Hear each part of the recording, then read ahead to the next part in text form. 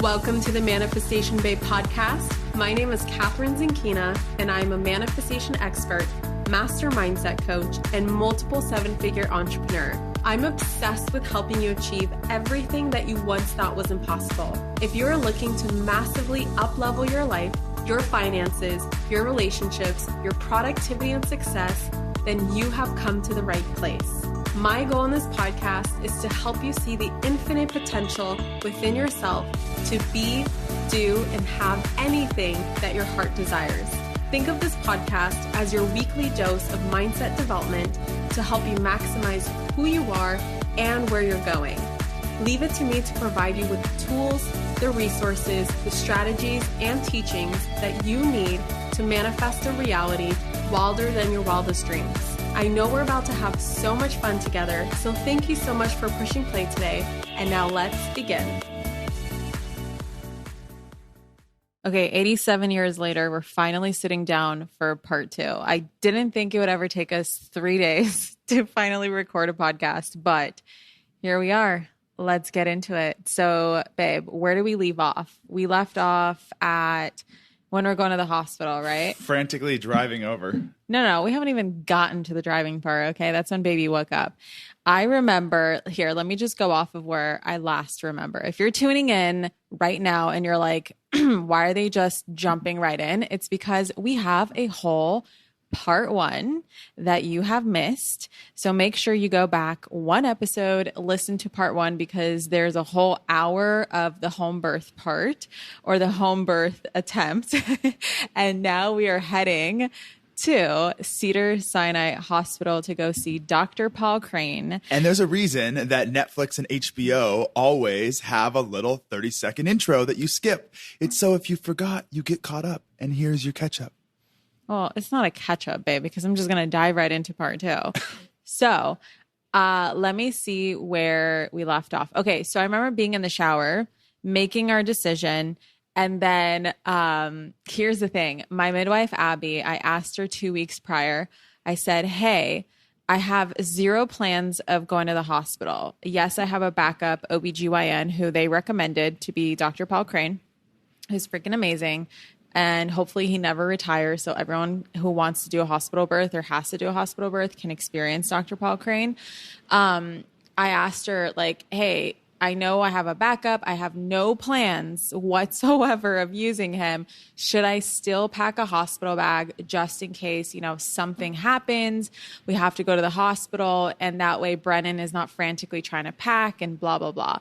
Or is that kind of like, not recommended, because then it's always like a plan B in the back of your mind when shit gets hard, right? And she's like, actually, I always recommend a hospital bag, a backup one, even if you're like gung-ho set on a home birth and like under no circumstances are you going to go, because I find that the more flexible you are with your birth plan, the better it goes your way. And she's like, notoriously, I have clients who will have, they will literally refuse to consider all options. And then, of course, the universe will give them that option that they least want or force them to go down that route. And they're severely underprepared. So she's like, I find that the more flexible you are, the better it is. And I relate this to manifesting, because the more open you are to the how not being your job and all of the different options and different ways that your desire can come to you, the more likely it is to come to you. Because if you're dead set on this one way, how do you know if that way is for your highest good or not? We actually have a saying for this, even in the finance world. It's called max pain is. Oh, Jesus. Okay, here we go. Okay. Max pain is. And max pain is the same thing. It's when everyone is leaning one direction, the least likely, but the most pain is applied if it moves the opposite direction. So it's all about what everyone's doing, what everyone's thinking, or in this case, what you're expecting. So with such certainty, if you're leaning too far one direction and someone pulls that chair, you're going to fall, meaning that the max pain is to the other way. It's the same concept. Okay, exists right. Universally. We do have some finance episodes with Brennan if you want to go catch up on those, but we're not going to go diving down that rabbit hole, please. Okay. So what did I say? My brain is mush postpartum, I've realized. You're doing amazing. It wasn't until I re-recorded part 1 where I'm like, I actually have a hard time thinking right now. My brain is very emotional. I'm very right-brained. Yeah. But I'm not very logical at all whatsoever. And you're so beautiful, but I can see your fontanelle too. Brennan. Okay. Where were we? Oh, yes. So I had a hospital bag planned. It was underneath our backup snoo in our nursery. I had Brennan packed. I had myself packed, and baby packed, right? Outfits and shit. So when we made the decision, Brennan, I could see panic in his eyes. He's like, oh my God, what do I take with me? Right. And I just reminded him, like, Brennan, everything is packed. It's under the snoo. Just grab the suitcase, the backpack, your backpack, the breastfeeding pillow, and like something else that I had there. And then I remember it took me like 40, I swear to God, it felt like 45 minutes to get out of that shower, because by the time I walked, first of all, by the time I turned off the shower, I had another contraction. Then by the time I got out to get my pajamas, I asked specifically for the pajamas that I'm actually wearing right now, and I wore these to the hospital. And by the time I put on the pants, I had a contraction. Then I put on the top, I had another contraction.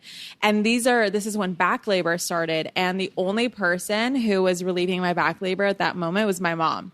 So my mom was attached to me, to my back, literally fists. She would just fist into like my lower back as hard as possible. And I would lean back on her and at the same time clench my belly because it was coming from both directions. And this, I swear to God, if I decided to stay at home and that was the level of labor, and the fact that it would have been another 13 hours, I have no idea like what I do, but everything turned out so perfectly. And I'm so happy with how it turned out. So counter pressure is one way that guys can really help out too, is like applying counter pressure. I pray to God that you don't have back labor, but if you do, it's a really easy way just to apply a lot of strength to the areas and just listen. You won't know where it is. Oh, she will show you. Exactly. She did show me. I was like, Mom, right here. And I literally like jammed her fist into the exact place. And she was literally like the same way I was married to my combs. Yes. She was married to my lower back. So anyway, by the time I got my slippers, by the time I got this, by the time we walked down the hall, I remember this is when I realized how many people were in our house, because honestly, at this point, I thought like I felt this like air of like, am I giving up really hardcore? Because everyone's just everyone's starting to pack up the home birth because of course, like they have nothing else to do because no one else can come to the hospital except for Lori, and you. And I felt like I was doing like this walk of shame, like down the hallway, just like, oh, here I go, giving up, and it was really tough for me to go through that and like really do the shadow work around that. And then especially since so many parts of that team were optional too. Like not everyone has their birth filmed or photographed, let alone having 2 separate individuals for each component part. Yeah. So I think that like we definitely didn't err on the side of like a tight, small birth crew. Yeah, but again, we could have had 50 people here and exactly. I wouldn't care. But at this point, I was like, I felt like I was seeing the light at the end of the tunnel because I was like, okay, I really don't want an epidural. Like I know the risks that come with epidurals. Like I know that, how it affects mom and baby. And if you don't know, just Google it.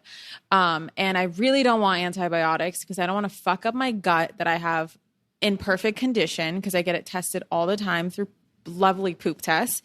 And the fact that my baby is going to have his like amazing bacteria that I have been building for him wiped out as well. So there's just so many things that I didn't want to do. I really did not desire this per se, but what I wanted more than anything and the only option for me to receive this was sleep. That was my number one priority. I had to sleep because I had no energy to go through this. And like pushing takes a lot of energy from what I heard up until this point. I had no experience up until this point.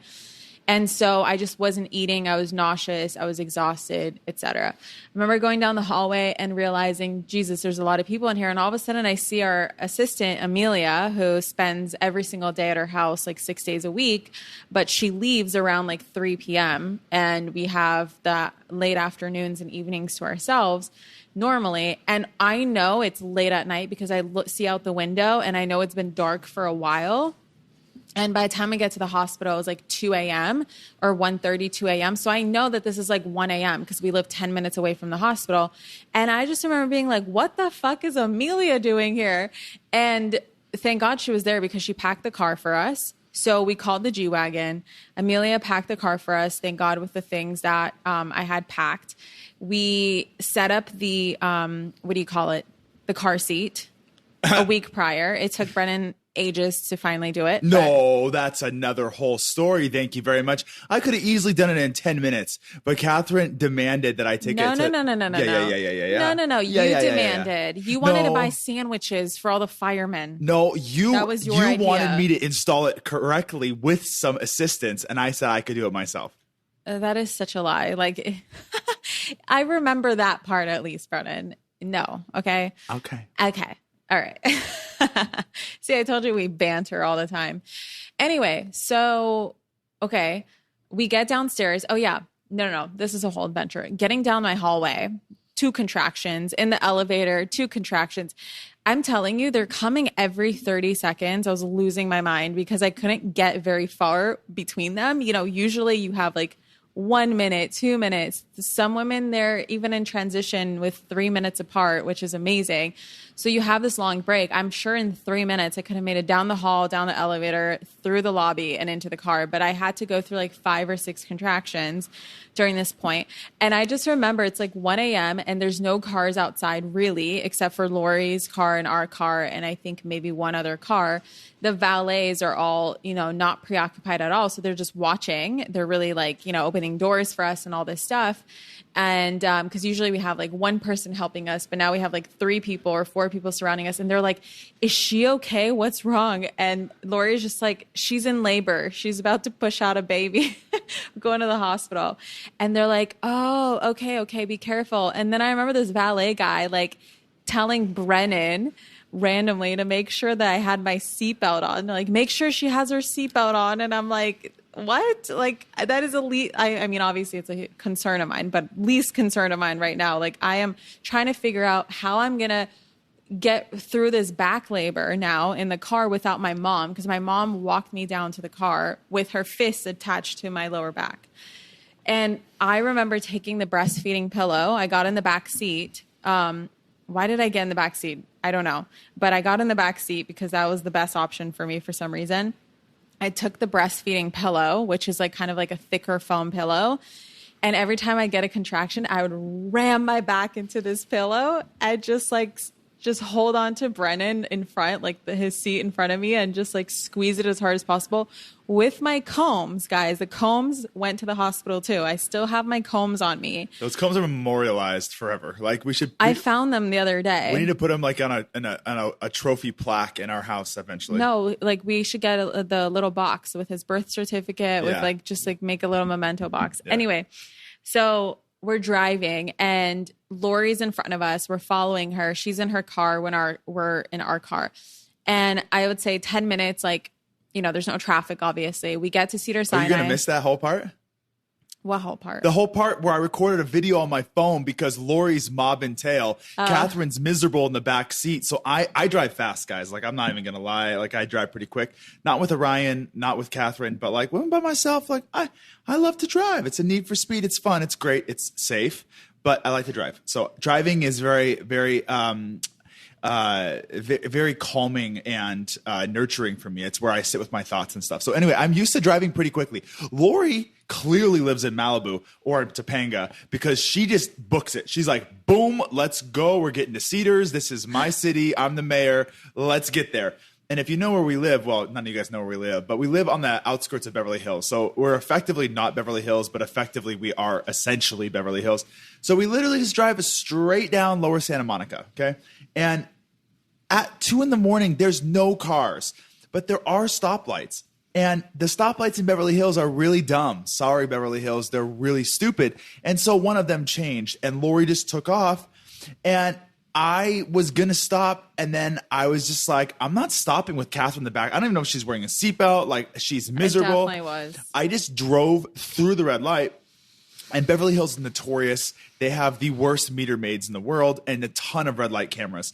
So I definitely got a red light camera, no doubt. And I actually still have on my iPhone, I recorded like a 45-second video driving to Cedars-Sinai, basically showing myself being like, I just ran a red light because my wife is in fucking labor and I expect you to remove this ticket immediately. I think you showed like a clip of me moaning. I showed a clip of her like moaning in the back seat. So anyway, that's the funny part. But yes, we got the Cedars. Wait, okay. So let me tell this part.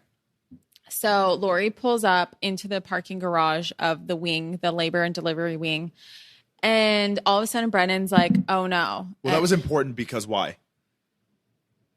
I'm getting there. Oh, sorry. What? I'm saying we're pulling up and I'm like about to go to the next part. And you're like, okay. So Brennan he goes, oh no. And then he sees that the, what do you call it? The height, not the height, the capacity. What do you call it? It's like a height bar. You know, like the bars that hang over the top. There's like a specific word for it. It says height limit. No, it doesn't. There's a specific word. Anyway, you guys know what I'm talking about. Oversized vehicle. No. It's whatever. So there's a bar that tells you like how high the vehicle can be, right, to get through, to avoid like semi trucks going to certain places. But if you know, G-Wagons are very tall cars. So our max capacity or whatever has to be under 6'6". No, it has to be higher than 6'4". Yeah, 6'4". Okay. Yes, 6'4" is the minimum. Okay. And we look at the bar and it says 6'2". And Brennan's like, oh shit. And he turns around and starts driving around the hospital, like looking for alternatives. And I'm like, fuck my life, man. Like, seriously, like, we're just gonna, the contractions in the car are horrible if you've ever dealt with them. And I'm like, oh, here we go. Okay, just get me this fucking epidural, please. Just drop me off, like, do something.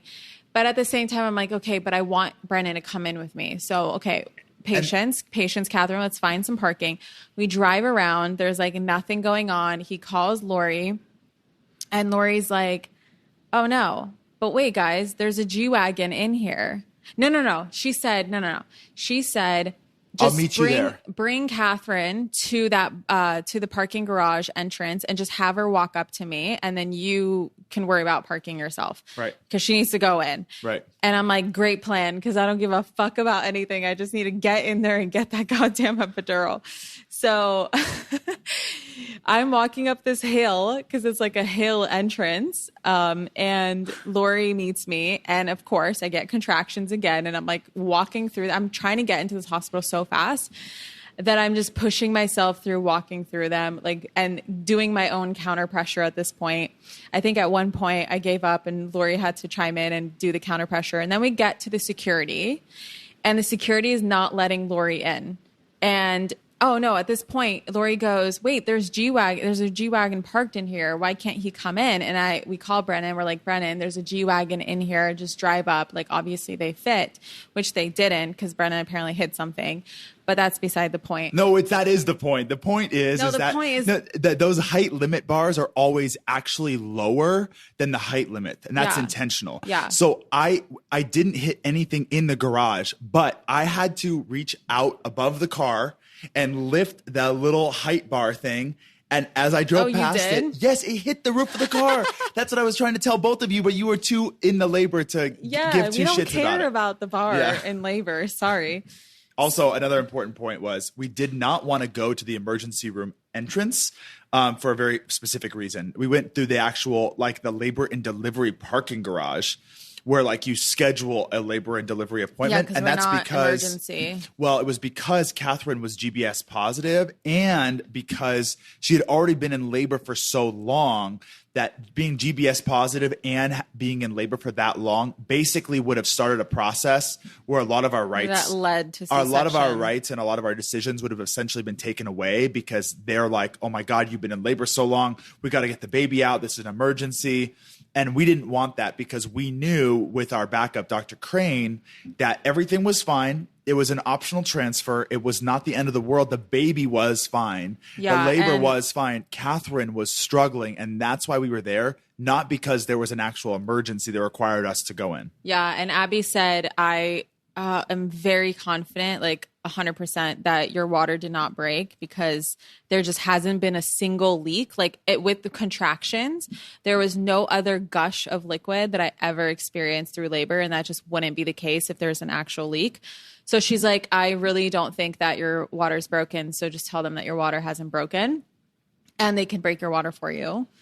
Should you choose or should they deem it necessary before pushing? So I parked the car. While you're parking, Lori's arguing with the security guard because the security guard is not letting her through. And she's like, this woman is the only woman in all of Cedars-Sinai that never lets me through. And everyone else like knows me here. And so she's frustrated. I'm frustrated because I'm having contractions as they're arguing. And like, I'm like, oh my God. And Lori's like, can I please call the charge nurse from your phone? Like, can I talk to someone? Like, we have Dr. Paul Crane. He has a room for us. And what an amazing man. Literally at 2 a.m., Lori calls him and says, hey, Kathrin needs you. And he shows up. In the cutest form I've ever seen. He has bed head and wearing a little sweater with a little bag with him. And he's just like showing up. Like it felt like your grandpa was visiting you. You know what I mean? It was just so cute. Like, it feels like so freaking cute. Here's what my mom, bless her soul, always said to me, I don't care what you do, but I always care that you're safe. I don't care if you've been drinking or if you got into a situation you shouldn't be in. If you call me, I will never punish you on the spot. You call me, you need a ride home. My mom said that too, but I would get punished. So she would, and I never really used it that I can remember. But the point was, I always knew I could always call my mom if I was in a situation where my DD had drank in high school. Who knows what it was, right? Any sort of issue, she would show up.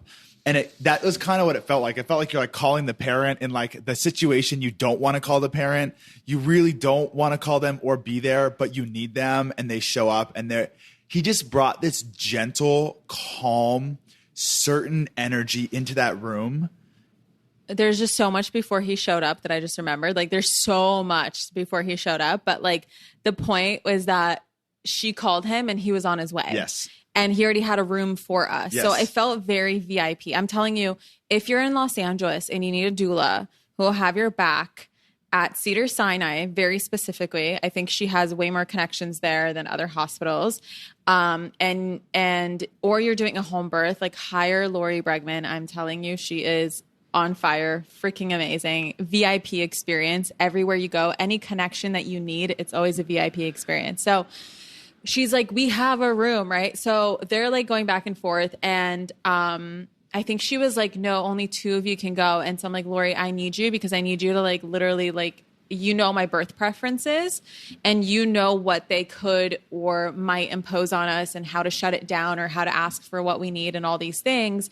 So I need you more than Brennan initially, like while we're getting set up. And so at some point, I think like the other security guard, because she left, was like, it's fine. You guys can all go through together. So we all go through together. And mind you, I'm still having contractions like every 30 seconds to a minute. Maybe it's spread apart to a minute because whenever you are new to some sort of like new scenario, whenever you're introduced to something new in labor, your body will shift and it will slow down labor either a teeny bit or a lot because your body just doesn't feel safe until it feels settled and then it goes back because now it feels safe. So, okay, a minute apart now. Great. I have a little break. We go to the front desk and I'm thinking we're just going to go straight to a room. No, we're at the front desk and now they're passing me. No, they're asking me a million questions. I'm like showing my ID, showing my insurance card. Again, in between contractions. Now there's a woman with an iPad. She's like, I'm just going to have you sign some things. Sign a few things. I'm literally like, ma'am, I can barely see you right now. Like I'm just not in the headspace. I just need a fucking epidural. Okay. I don't need any of these signatures.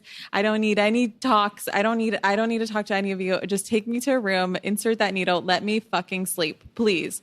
Of course I didn't say that. I'm just like, okay, all right. And then in between contractions, Brennan interjects. This poor woman, and he's man, like, she did not have any idea what putting an iPad in front of my wife having contractions at 3 o'clock in the morning or 2 o'clock in the morning, whatever, was going to lead her into. But I went full, like, call the lawyers. My people talk to your people. I ain't signing shit unless I read everything. And of course, it's the hospital. So there's like 400 pages. Yeah. And Brennan is reading everything. But I'm like reading everything because I had done my research and we knew.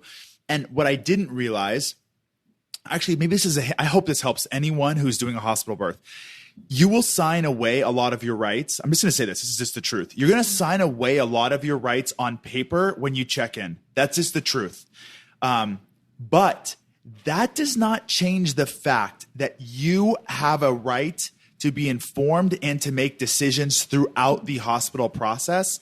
So when they say, I'm going to do this to you, you can just simply say, no. Hey, wait, or no. I'd be like, I'd actually like to take a minute to think about this and talk with my husband. Can you explain this more to me? I'm not sure I'm ready for that. Yeah. I would like to just pause for a few. All those things are in your power.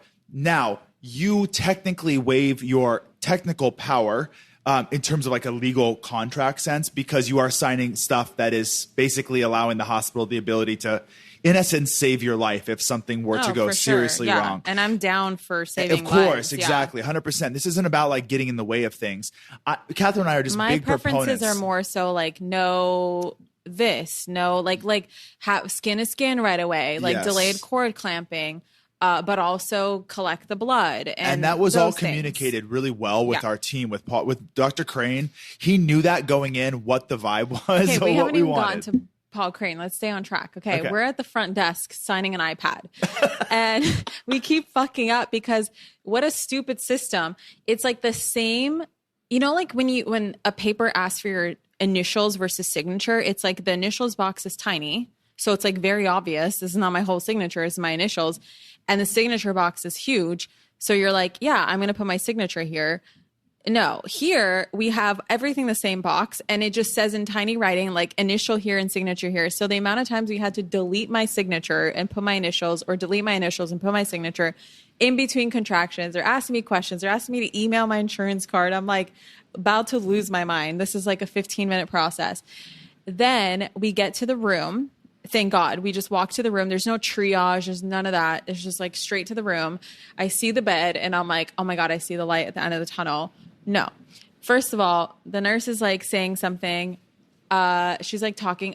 Again, I'm like incoherent. I'm barely listening. I'm just like, I just need an epidural. And at every person that comes to the room, I'm like, epidural stat, now, please, fast. But of course, they have to do all their hospital procedures. And the truth was, these nurses were very nice. Oh, everyone was amazing. Everyone was amazing. But I also know that, you know, the type of birth that was our birth plan that we were intending to do is not very typical hospital procedure. So we, you know, opted out of a lot of things and had a lot of requests about certain things. Yeah. And you know, the nurses, I think in some ways weren't super. I couldn't opt out of like hydration or the antibiotics. IV. So let's get to that part. So there's a nurse, she comes in and she was like, we're going to get you hooked up to fluids. And I'm like, can I get an epidural?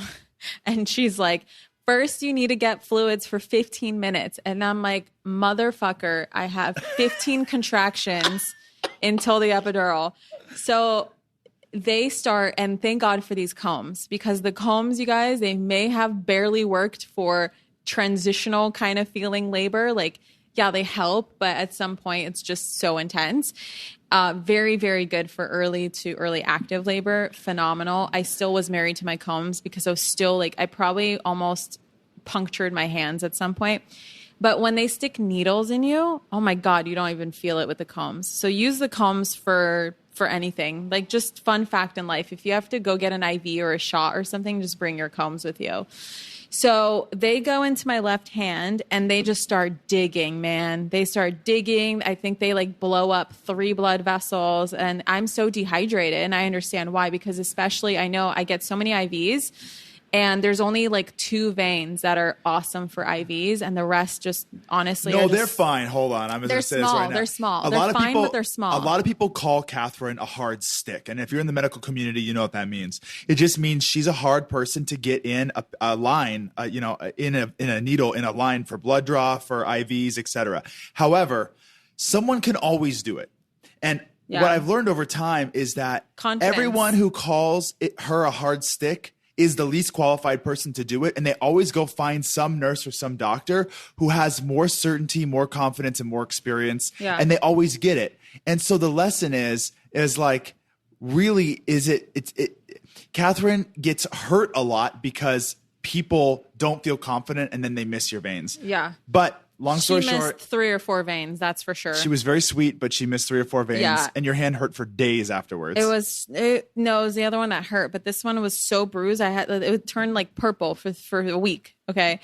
Anyway, she's digging around and I'm with the comb. So I'm like, fine. It doesn't hurt that bad. But I also understand because I was severely dehydrated. Yes, like of I course. threw up all day. Of course. I did not want water. Like course. water was disgusting, but I was forced to drink it. And You ate like 10 pieces of watermelon, a little bit of coconut water, Yeah. and some water. in like 48 hours. Yeah. Or 48 Whatever. hours at this point because I didn't eat anything all night when I was in early labor. So, okay, so she brings in another nurse. They go into my other hand and she gets it on the first try. Awesome. But now, like, it's been 10 minutes, right? Because they have to find the other nurse. Or they have to come back, do the other hand. So again, 10 more contractions. I'm about to lose my mind, you guys. And at this point, I'm like, should I just have stayed at home? Like, would have the baby have come out already if I just would have stayed at home? Because I still have to deal with the contractions anyway. And okay, we're doing hydration. And now I'm like, okay, where is this anesthesiologist? And so like 10 minutes go by, you know, I have my hydration, whatever.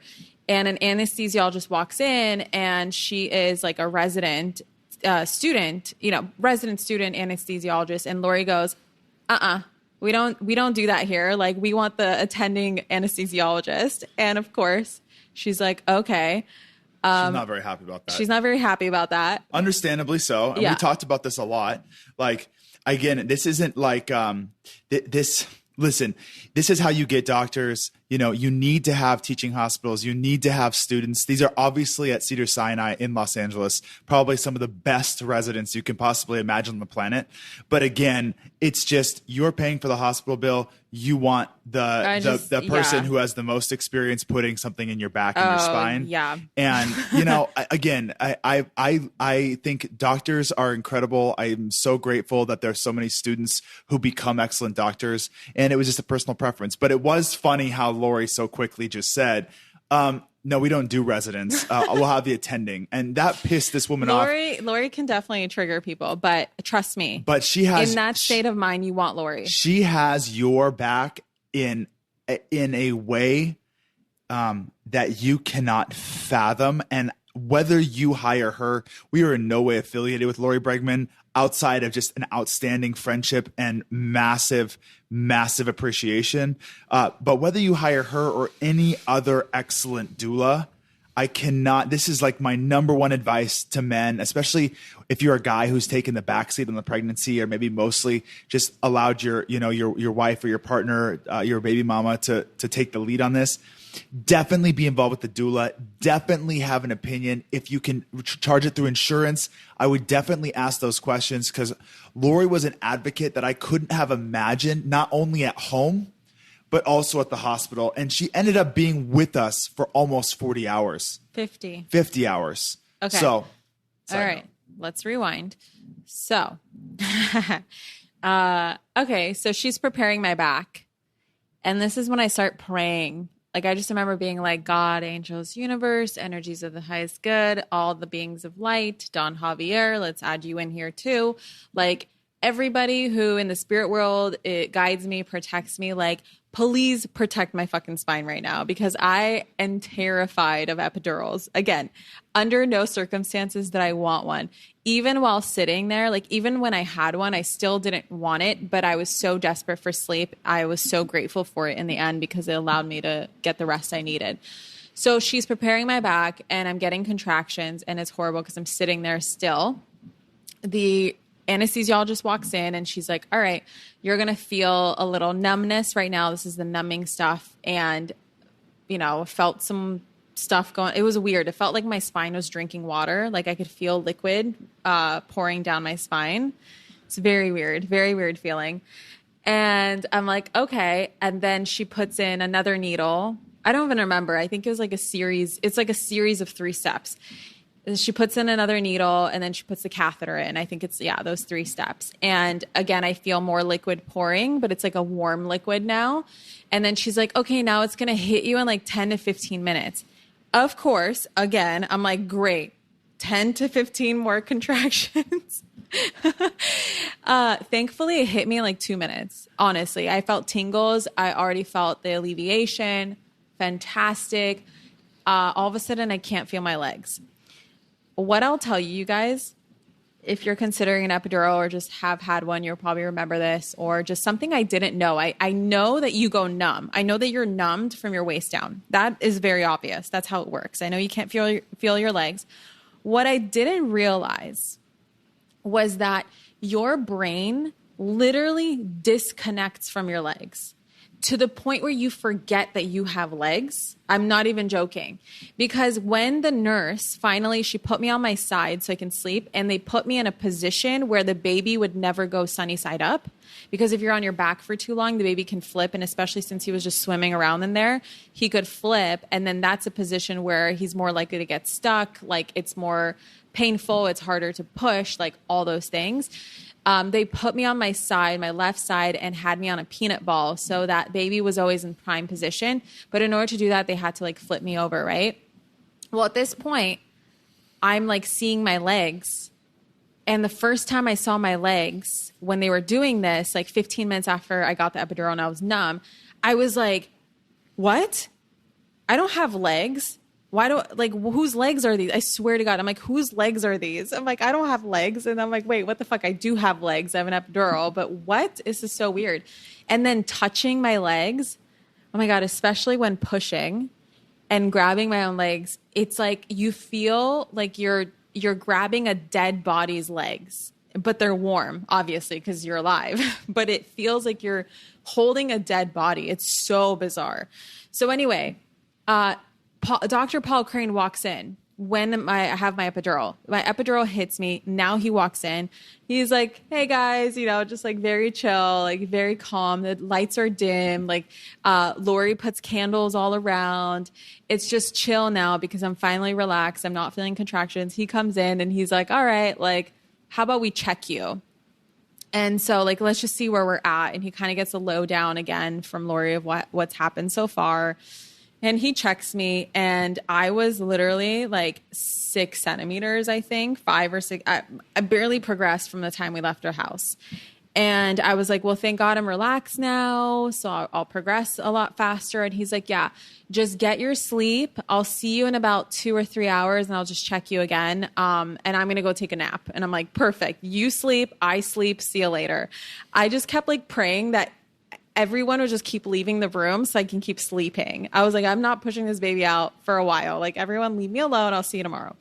So they dim the lights. Brennan gives me a sleep mask. He sleeps on the couch because there's a little couch. And then Lori grabs a bunch of pillows and makes like a bed on the floor. I tried to give that woman the couch because she honestly deserved it. She was working she was working harder than me. And I don't mean that to like knock myself like I was being lazy or not. She was doing so much body work on me. I was super present for Kathrin throughout all this. I was doing a lot. I'm really proud of myself. I'm proud of the way I showed up. I'm proud. I mean, even Lori was like, the way you showed up was so magnificent. And Lori showed up even harder than that because she was at least in the shower more than me. One of us was spraying Kathrin, but Lori was also like massaging, doing body work, all at energy home work with almond oil and scrubs and just like crazy. So, and she brings the biggest bags of things with her too, with all kinds of tools. She 100% deserved that couch, but she refused. And she's I tried to force her. Brennan, I do this all the time. Yeah. Like, good night. Just get your sleep. She was like, shut up, go to bed. Like, I need to sleep. Yeah. So we all sleep. I think a couple hours goes by. Doc comes back in. He checks me.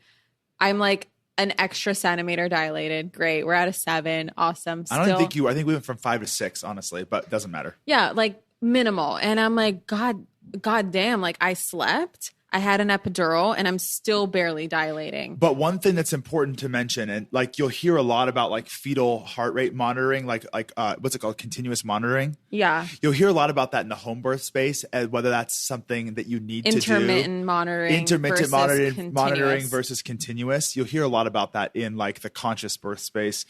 And when you go to the hospital for an epidural, it's just it's a requirement. They strap you in. I got everything I didn't want. Guys, everything I didn't want, I just said yes to eventually. It's what happened. And you know what? And I'm proud of us because it's so hard to pivot when you have so much buy-in, and especially in this world, like when we're wrong or when we have new information we have to adjust to, it is really hard because it attacks our identity, everything that matters to us the most, to make a decision. Like, think about, I don't even want to bring up anything, but if you are convinced of something, there is so much pain tied to your identity, to admitting that you're wrong. It becomes really hard to admit that you're wrong, or really hard, not even that you're wrong, but that you have to, that you desire a change. It's hard to get to that place. So anyway, Kathrin, this was not what we wanted, but here we are, and it's life and it's birth. And all we cared about was healthy mom, healthy baby. That was what mattered to me. That was what mattered to Kathrin. That's what mattered to our team, and everyone supported us in that. But I will say one difference in the hospital, especially as I was falling asleep, was I could now see the contractions on the monitor, because I could now see and Kathrin also didn't really talk about it, but they started running antibiotics and Pitocin with the epidural, because typically typically when you get the epidural, it slows the speed and the magnitude of the contractions. And that's why they then add Pitocin, which is synthetic oxytocin, to then increase them. Well, the cool thing, ironically, even though this is like everything we learned and read that we didn't want, one irony of it was now I could actually see Kathrin's progress, because I'm a visual charts guy. I'm a money finance guy. And I could see on the charts, I could see these peaks and these troughs in her contractions. So I could tell how intense they were, how long they were, how in between they were. And so actually it was crazy. One of the craziest things was you fell asleep fast because the epidural hit your head and you hit the sac. I was so Lori gone. hit the sac, but I was like on my phone because I was like, I was stressed. Like I was honestly, I think Kathrin was in pain, but maybe less stress.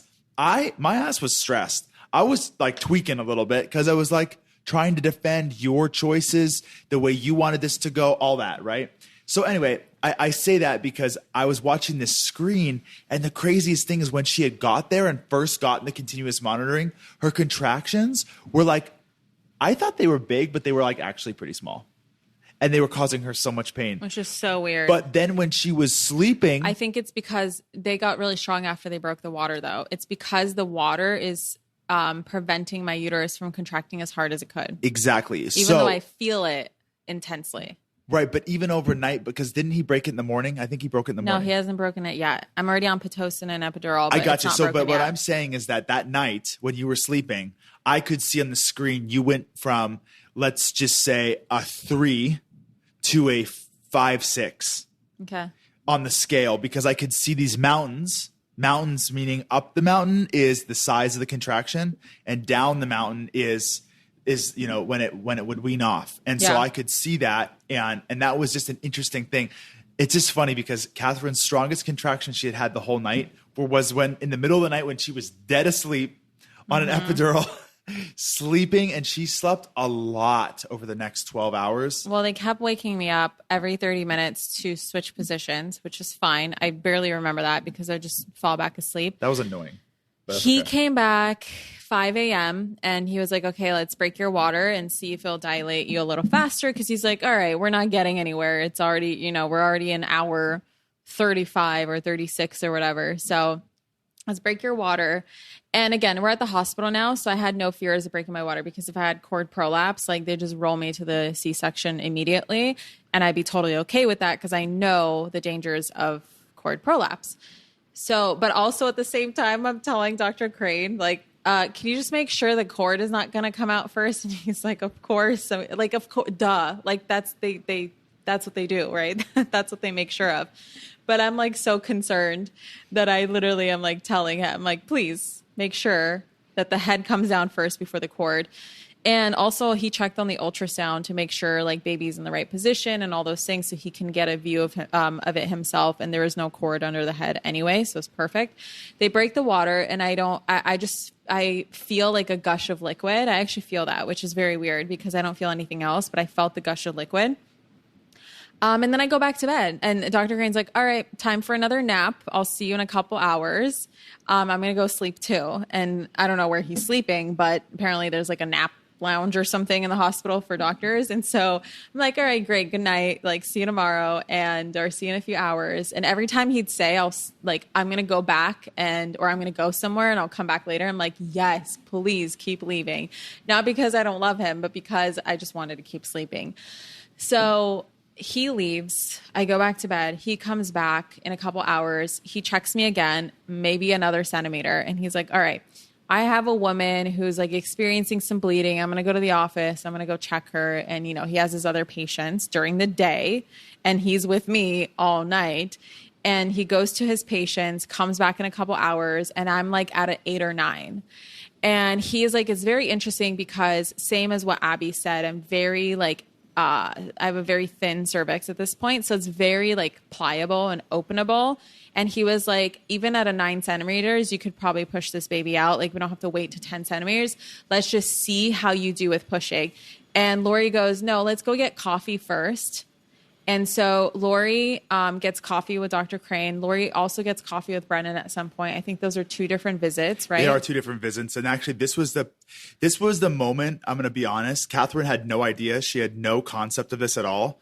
I didn't find this out until afterwards, but this was the peak doubt of this whole experience. There was actually a C-section on the table. Dr. Crane was concerned about certain stuff because, of course, they know that when they do a C-section, they will deliver the baby safely and help the mother. The downside of C-sections, if there is any downside, because recovery, all that matters is health of mother and baby. Really, everything else is preferences.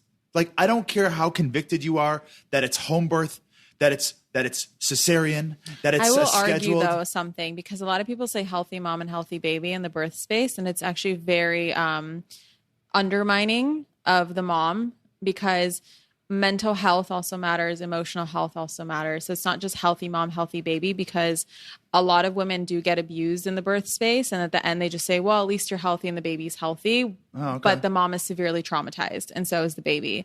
Sorry, I first of all, I really respect that, and I appreciate that feedback. I don't think that's what I meant, but I do appreciate you saying that. I know. I'm not saying you specifically. I'm just anyone who's listening, I think it's helpful. I think what I'm trying to say, because I've done a lot of research in this space and I know what Kathrin's talking about, let me clarify my comments. What I'm simply saying is when I say health of mom, I don't just mean physical health, meaning you've been emotionally or psychologically traumatized, but your body's fine. Yeah. I'm talking about health, meaning all 3: physical, mental, emotional, psychological, spiritual, like everything. That's okay? 5.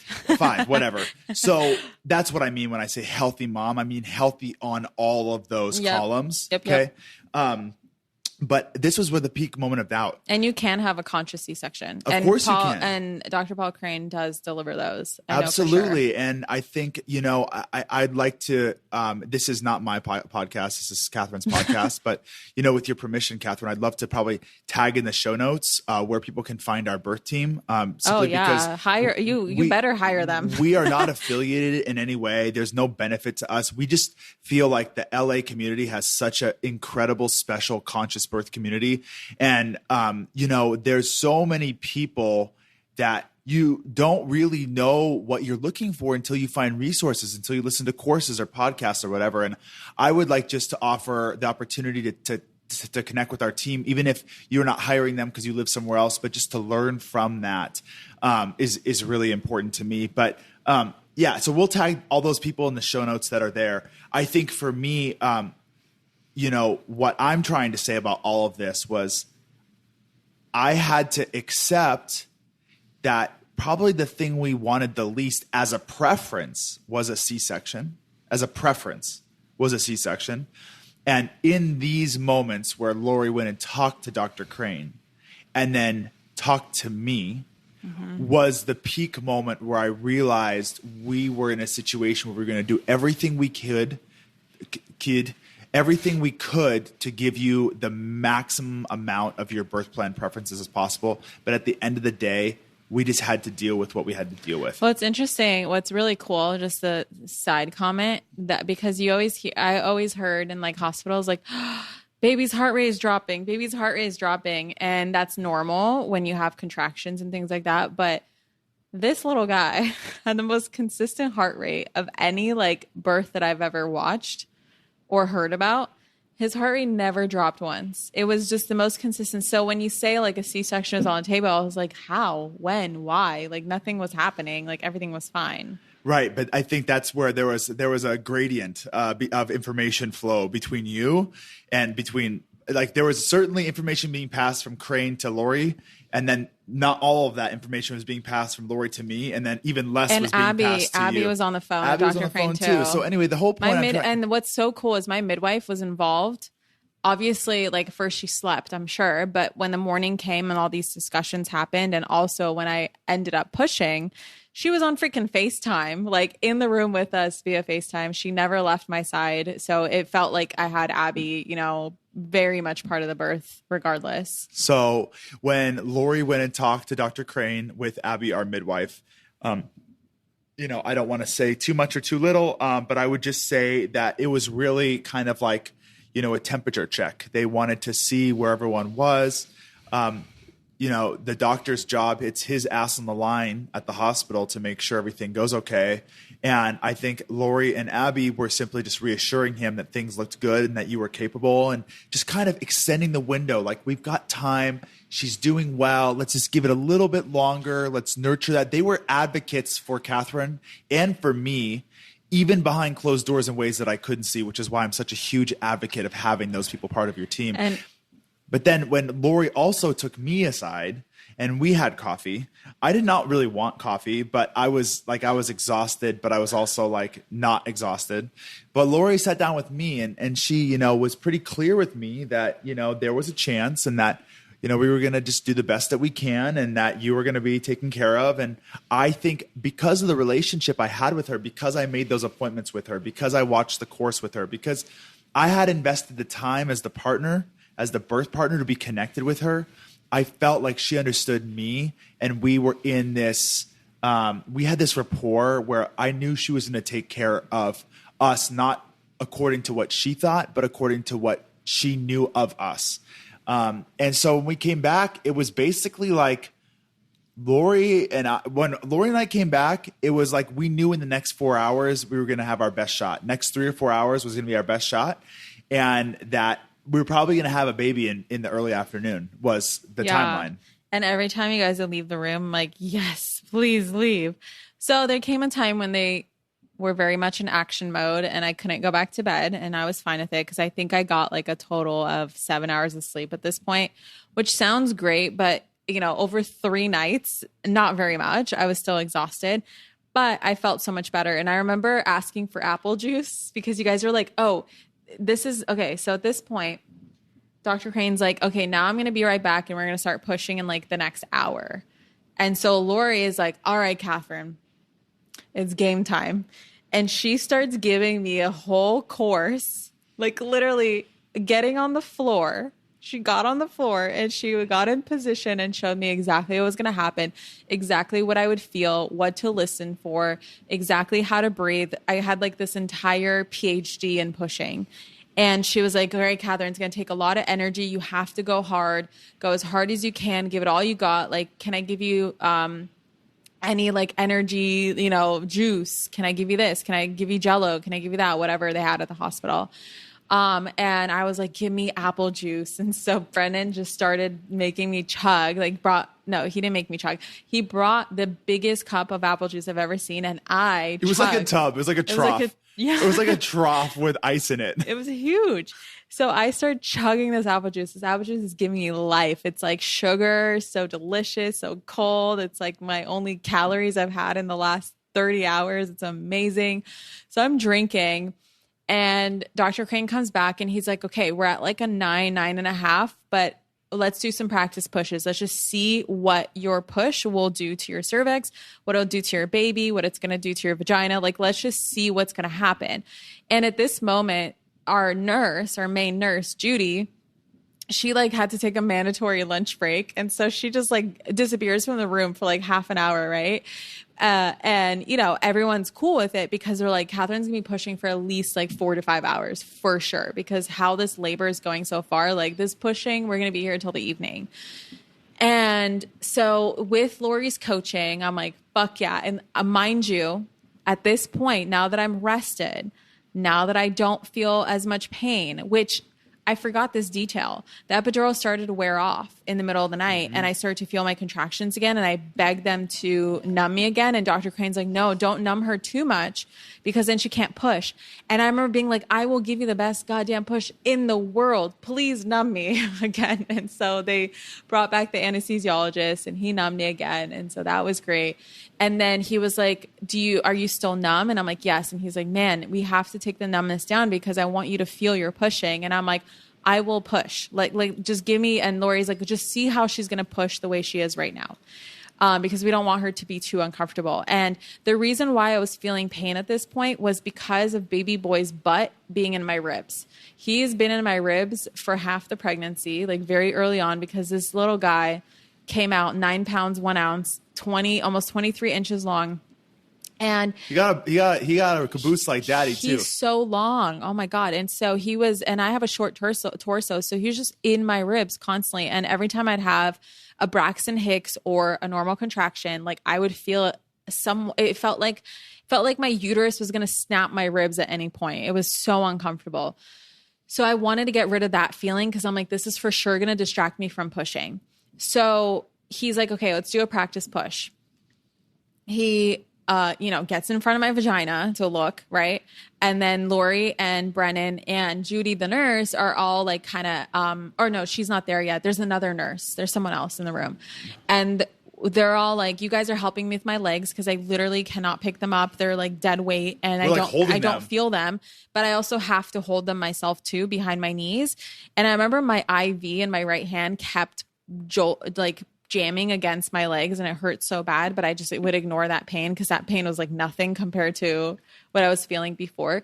And this is, guys, where the power of manifestation and the power of visualizing and the power of intention paid off, because at this point I was conscious enough and had the energy for applying. Let's apply a little manifestation here. And I used so much visualization. I remember like visualizing energy flowing from the top of my uterus towards Dr. Crane. And I would see Orion literally coming down and like his head going fast down the canal. And I could just hear everyone's voices being like, oh my God, this is great. Holy shit, she's pushing so well. I literally visualized all this, babe, because I knew that was my only chance. And so, of course, we do deep breath in, deep breath out, deep breath in again. And 1, 2, they count to 10 and I push like I'm taking a big poop. And all of a sudden, everyone's eyes go wide. Dr. Crane is like, okay, all right. Like, and he immediately like turns around and grabs his like gown and gloves and everything. Cause he's like, all right, the baby just moved down a whole inch. And, they don't say that. They say like +1, +2, +3. Or 0, -1, -2, -3. It's like the positions in the pelvis. And he's like, baby just went from 0 or +1 to like -1 or something like that. Like something very crazy for one push. And of course, in my head, I'm like, ha, ha, ha. Yeah, fuck yeah, bitches. Like that's the power of my visualization and manifestation. And every single push, I just kept doing the same thing. I would direct all my energy and I just had this faith and I just knew that I would have no issues pushing. And of course, I just kept moving Orion along and they were like, no. Here's the thing. They would say like first time moms will push for many, many hours. And like, if you can push in an hour, it's considered very fast. And you could be hearing this as like a whole hour of pushing. That's a fucking long time. The thing is though, you're only pushing during contractions. And so if you're having contractions every 3 minutes, like that really breaks it down to only so many pushes. So I'm pushing. And every single push, they're like, oh my God. We see the hair, we see the head, that, like every single push to be progress. There'd be like a few where he would go back in a little bit, but for the most part, he kept coming out and coming out. And so that even though I was in a 10 centimeter dilation, like his head basically got me there really quickly. And so I was pushing, and then Brennan, I could just see Brennan, because you always wonder, like, is my guy going to like look? Is he one of those people that's going to hide and like not want to see anything? Or is he legit going to like enjoy the whole TV show that's happening, between my legs? And Brennan's face was so animated. He was so excited. He was just staring just staring between my legs. And every single progress that would happen, he'd just be like, oh my God, babe, his head. Oh my God, you could do this. Oh my God, his head is out. Oh my God, it's just like watching every single step. And I'm like, hell yeah, I'm proud of you, babe. Not only that, what was I doing? What was I doing passively during that time? Setting up a camera. Yeah, so we have our we have a whole frontal top of the line Sony Alpha One. This camera's insane. Shout out to our mentors, Jeremy Austin and Angie, for getting me on the A1 train. But literally brought this beast of a camera into the hospital, and it's like it has the doctor's view. It has like the doctor's view. I didn't shoot in 8K because it would destroy the camera, but I shot it in 4K. It's pretty crazy. Like it's pretty crazy. Like I got the whole thing. I don't think I even pushed for a whole hour because the camera, you set up the camera maybe like 5 or 10 minutes into pushing. Because I was pushed for 20 minutes. I think I pushed for 20 minutes and even less because in the camera, the baby was out at minute 10 or minute 13. Do you remember that? Yes. Yeah. And so that's already 13 minutes in, and you set up the camera like 5 minutes into pushing. So I think it was 20 minutes now that I think about it. So I'm going to change that part of my story. But everyone had a different experience too. Like one of the things we talked about during and after, like mostly after, but especially I talked about with Lori, it was like your hard part was all leading up to it. Labor and early labor was a nightmare for you. I mean, I deserve the easy pushing. You deserve the easy pushing. And it was because it's like some people may have really easy pre-labor and early labor, which gets the baby all the way to the cervix. And then like pushing can be really hard because all of that is pushing against that final thing. For you, it was kind of like you spent all your time clearing the way for an easy pushing experience. Yeah, sorry, my mom texted something and I got really distracted. That's postpartum brain.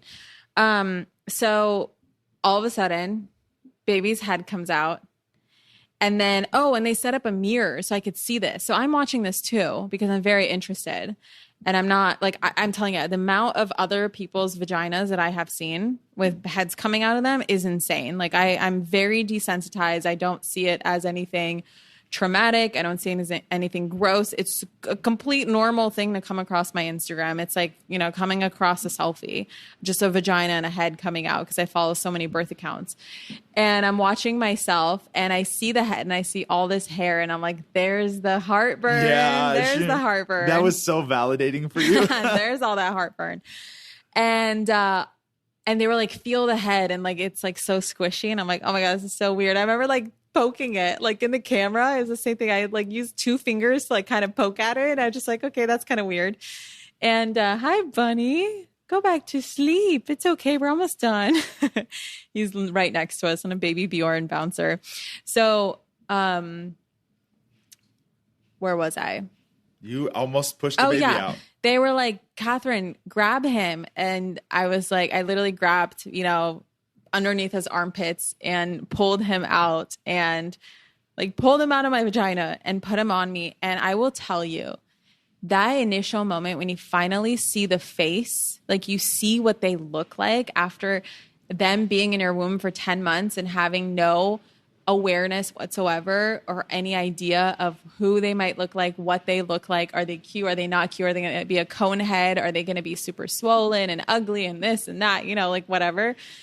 And it's such a shock to the system. I remember looking at him and just like, it didn't register. It's like, this is it. Like, this is who was in here. And then all of a sudden I looked at him and I was like, wait, he has no cone head. How does he not have a cone head? And then I was like, oh my God, he's so cute. He's not even swollen and he's so handsome. And I just remember immediately like falling in love with him. And then all of a sudden it's just like, oh my God, relief, like complete relief that he's out. It's over. He's on me. He's so cute. He did his cry. Abby was there. She was coaching me to like rub his back and talk to him because there's this moment where babies go from the spirit world, essentially in the womb, because the womb is a portal, the vagina is a portal, to human world. And sometimes it's actually in fast pushes. That's what Abby told me. When the woman isn't pushing for very long, that's when babies, they come out really quiet because they're like still asleep. They still think they're in the womb because it happens so fast. But if they've been in the birth canal for a while and it's been like this whole thing of hours and hours and hours, they're a lot more alert. So we had to kind of help him take his first breath, his first cry. She was coaching me on FaceTime. And I remember like hearing Abby's voice like somewhere and realizing that Lori and her are FaceTiming. And so he does his first cry. I'm like super relieved, super happy. And then he's on my chest for, I don't know, like a whole hour. We're doing skin to skin long before and that's what I love. Like Cedars-Sinai is very pro skin to skin, as long as it's like, safe for baby to do that. There's no problem or issue or anything, no emergency. So he's on me. No one's touching him. No one's grabbing him. No one's weighing him. There's none of that. We do delayed cord clamping. So we got our wish with Dr. Crane. He let us have 7 minutes of blood. Yeah, 7 minutes of blood. Well, first of all, what's skin to skin, babe? Skin to skin is when you're naked and baby's naked and baby's on your chest. And what does that do for the baby and the mom? Well, it helps with a lot of things. Yeah. I know primarily like it helps with stabilizing the baby, like because they go from the womb to all of a sudden bright lights, cold air, all these things. And so when you put the baby on your chest, the baby is still hearing your heart rate. Your body is regulating the baby's body's temperature, their heart rate, their breathing rate, all that stuff. So it's so, so important. I mean, imagine they have this very gentle transition. Imagine swimming in the dark, deep ocean and hitting a wormhole that just all of a sudden compresses you and throws you into like the Atacama Desert with literally it's like dark ocean to like bright Atacama Desert, or who cares? Vegas, whatever. Just a bright white desert from a dark ocean. That's their experience, literally. Yeah. And so the skin to skin helps regulate them. And it helps with latching, even though we had an issue with that. But anyway, so he's on me. The delayed cord clamping was a big deal for us too, because we had a back and forth about it. Yes. We really wanted the delayed cord clamping so he can get the blood that's been circulating inside the placenta, inside his blood system. We really wanted that for him because there's a lot of benefits for that. But also we went back and forth. We talked with our pediatrician, our birth team. I know from my background, just loving on people like Tony Robbins and Peter Diamandis and just like the really smart forward medicine in the world, I knew I really wanted to get umbilical stem cells. That was really important to me. And the irony of that is that you hope you never use them. Yeah. You hope you waste them. But I used LifeBank, and it was a really great experience with them.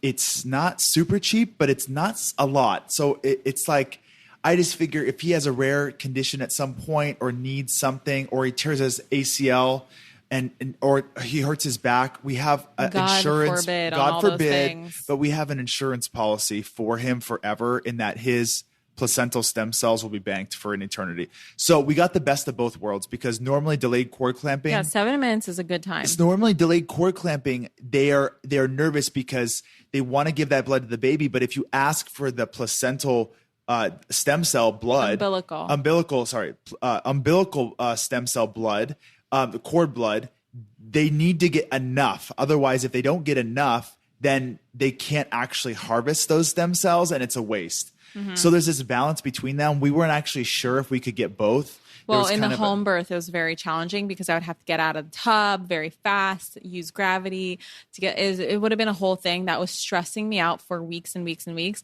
And it's kind of a blessing that we ended up in the best environment for cord banking to be very easy, and also to have delayed cord clamping at the same time. It was just like such a possibility because of us going to the hospital. So they do that. Brennan cuts the cord.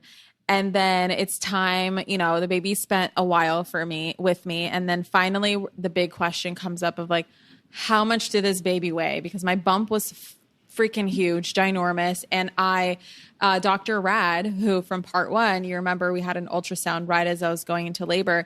He estimated the baby would be, his ultrasound measurement said 10-ish pounds, but he says it's always off by a pound higher from his experience. So he's like, I'm guessing you're on 9 pounds. And I said, I've said 9 pounds this whole pregnancy, because I was 8'6", Brennan was 9'9". I'm like, this baby's going to be right in between. He's going to be 9 pounds.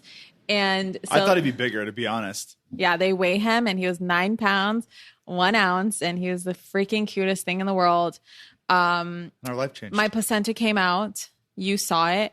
you're grossed out by it now when you're watching it. No, I'm not grossed out by it. Not grossed out. It's just too much blood for you. It looks like, okay, so like in the ultrasound, how they show the baby's heart with the advanced imaging stuff and you can see the blue and the red. Yeah. Imagine like not a heart like this is a Disney heart, but like an actual pumping heart with both ventricles and you hold it and it's as a glob. It looks like if there's a heart balloon that was popped. That's what it looks like. It's just very red, very mucousy, bloody, blue. And it's an amazing piece of your body that served our son and served you. It's an organ. It's so cool. It's a disposable organ. It's amazing, but it's pretty crazy. It's pretty bloody. I saw it on the video this morning when I was reviewing the footage. It is pretty crazy. And he showed the sac and, of course, all that collagen that I took made the sac really strong, which then hurt me in the end. But I'm still going to take a lot of collagen no matter what because it's worth it. It honestly did so many amazing things for my skin through pregnancy, but that's a whole nother topic. So we got our baby. Our pediatrician came by right away. Yeah, we requested that, which was great because we wanted to get out of the hospital as quick as possible. Yeah. Not like as quick as possible, like, okay, we're running away now, but just like running away. We didn't want to stay there because we knew that everything was great. He was great. He was healthy. He was good. And the beauty of having Abby as the midwife, even though it wasn't a home birth, was that she's still our care provider. And so she does home visits for 6 entire weeks after the baby's born. She comes over, checks me, checks the baby. We have long appointments that OBGYNs don't see you until 6 weeks after birth. So you get none of that care. I've seen Abby 4 times and we're only 2.5 weeks past his delivery date. Not only that, but she's hooked us up with our amazing milk donor too. I mean, there's so many benefits. Yeah. But I'm saying that the reason why we could be discharged so quickly is because we were going to do all our newborn exams with our midwife. We had a midwife at home. So it wasn't like we're just going rogue and just, winging it and doing our own thing at home. It's like we had care providers. My mom came, we got transferred to the postpartum suite. And then of course, full circle moment, Dr. Rad walks in.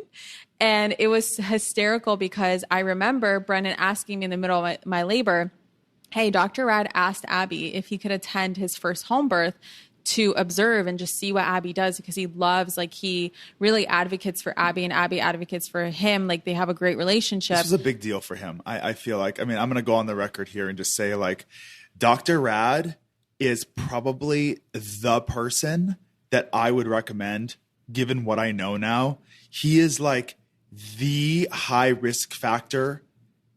Yeah, if you have a high risk pregnancy, go to Dr. Rad. Pregnancy, he is the guy at Cedars-Sinai. Mm-hmm. And so our preferences and why we chose Dr. Crane didn't have anything to do with Dr. Rad. Dr. Rad is an incredible doctor.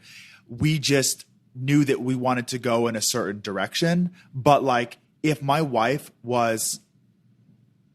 had, God forbid, something dangerous, if she had to go in for an emergency C-section, my desire may have actually shifted to Dr. Rad. For sure. He would be the one I would want to operate on you because he is that skilled. And the most important thing about Dr. Rad, in my opinion, is he is the best at these emergency C-sections or high risk C-sections or high risk vaginal births. But he also cares about the birth space, the conscious birth space, the home birth space. So he wanted to learn from midwives, from who he has a great relationship with. But how honorable is that to be in Los Angeles at the best hospital, one of the best, and still being wow, what don't I know? Yeah. Where are my holes? Where can I learn and evolve more? How can I have a more conscious experience for someone who has no option of a home birth? They have to have an emergency C-section because of their situation. How can I still give them as many benefits as possible given their situation? So, Kath, I admire him. I adore him for that. And he was actually requesting to come to our home birth and he didn't hear anything. Thank God he didn't come. And he was nervous because he didn't hear from Abby, I don't think, for a while. But he ends up coming over to Cedars because this is his hospital, right? And he ends up in our postpartum suite. And it was just this funny full circle moment. Thank God he didn't come to the home birth because here we are. Exactly. And he was really cute. So my mom got to meet him. So we did that. We got discharged at 1 a.m. that night. And I gave birth at 2:45, backtracking. So we showed up at 2 a.m. that night. 2:45 p.m. the next day, I gave birth, I delivered, and then 1 a.m. that night, we got discharged. And thank God we had the car seat. So we got to take baby home. Thank God I brought everything with us because you never had to go anywhere, go home to pack things. We didn't have to spend a night there except for the night that I was in labor. And it was just honestly an amazing experience. And we got discharged. We went home and my mom stayed with us for 9 days total to help us with that initial newborn chaos that ensues, middle of the night, changes and feedings and cryings and this and that. But overall, I think we had a great experience, even though it didn't go exactly according to plan. I think that everything that would have made it an amazing experience, is what had happened. And also, this is awesome. There's a specific astrology chart that I was kind of manifesting for Orion. And of course, I would never be like, oh, Orion, you have to come at this time, because I truly believe, in communication between unborn baby and mother. But I knew that he was choosing his astrological time and time of birth. Jesus, I can't even talk. Date and time of birth to have a specific chart, a specific human design chart, right? We choose that, our higher selves choose that before birth. And I would wonder, okay, what is he choosing? And at the same time, I'm like, oh my God, I really don't like that sign, or I really don't like that aspect until a certain time, And I was like, when I went into labor on the 4th, I was like, oh no, he's going to choose that aspect. Okay. I mean, that's up to him. And it's so funny because he came right as one of the aspects changed, a few hours after it changed. And I was like, of course you did. Of course you chose to come on the 6th at this time. And I always wonder, would I have lasted that long at our home birth? Another 13 hours? What would that feel like? Would I even have the energy to push? What if I didn't have the energy to push? Baby got stuck and I had to end up with emergency C-section. So overall, I'm so happy I listened to my intuition. And like I said in part 1, my intuition speaks to me in flashing images very often. And so the fact that I saw Dr. Crane flash at me 3 hours before I finally decided to go to the hospital says something. And it really taught me to listen to that and not judge that, even though I did judge myself in the moment. And I had to question, is this my ego or not? But then I had to understand that my ego's been talking to me for the last 20 hours already, because I was, in labor. My ego was already talking to me the night before, and I already overcame 24 hours of ego. And so this was coming from the higher self, and being able to make that distinction in such a high intensity state just really empowered me to trust more decision making that I would make in my next birth or other high intensity states that life brings, our way.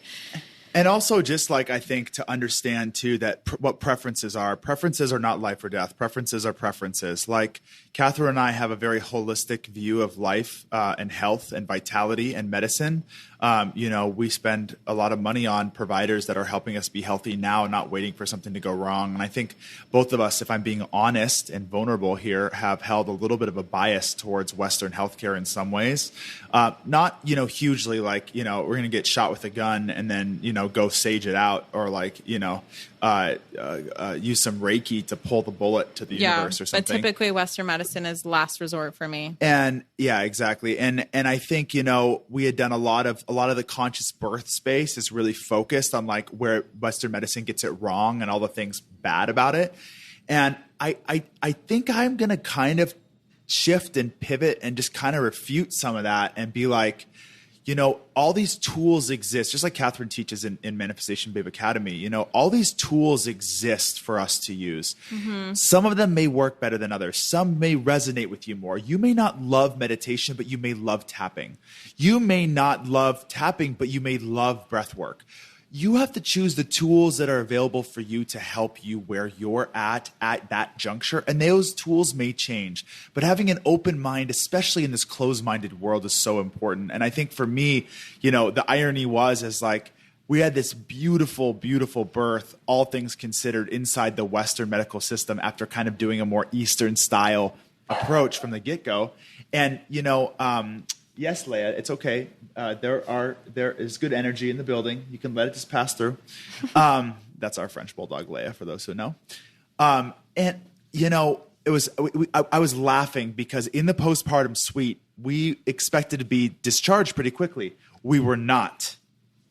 And I have this saying that if I can buy your company, your hospital, if I can buy a company in my stock portfolio that owns the profits of your hospital, they are in business number one and healthcare number two. They are in the business of money number one and the business of health number two. And if you disagree with that or you want to fight me on that, I respectfully will not incline to engage with you. I will just agree to disagree. But when you have to be profitable because your shares are bought and sold on Wall Street, that becomes a focus whether or not you want it to. And so the irony of that was we were kept in the postpartum suite, not till 11:58, not till 11:59, not till midnight or midnight 01. We were kept until just past 1 o'clock, even though basically everything had been ready for hours because hospitals got to get that money.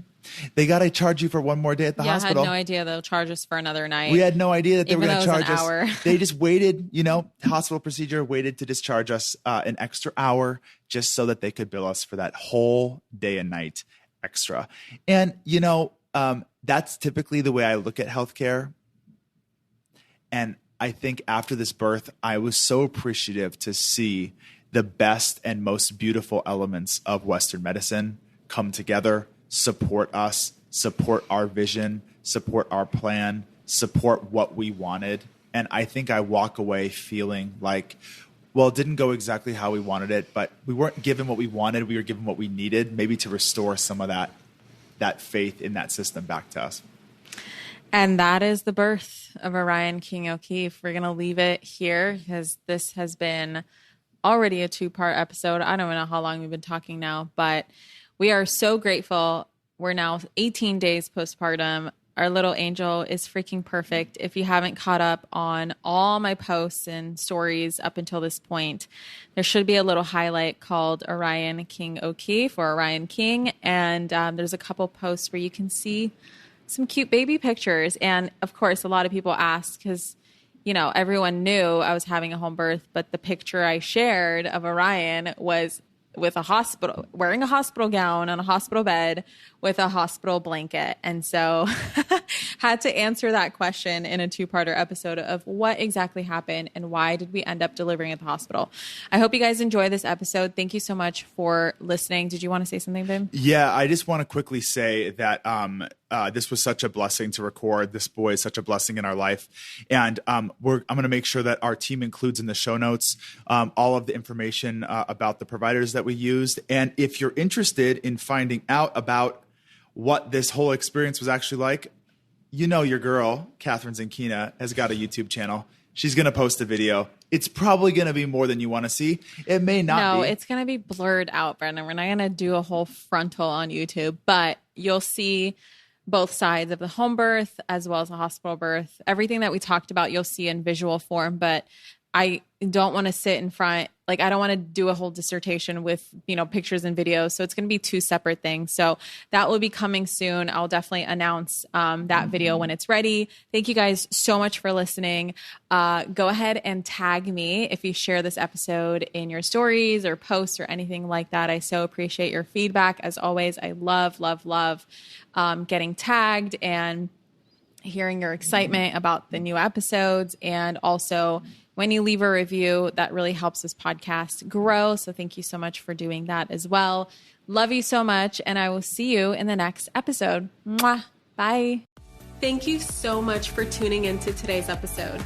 If you absolutely loved what you heard today, be sure to share it with me by leaving a review on iTunes so that I can keep the good stuff coming your way.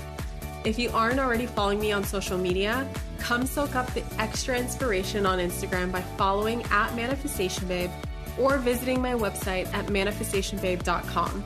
I love and adore you so much and can't wait to connect with you in the next episode. In the meantime, go out there and manifest some magic.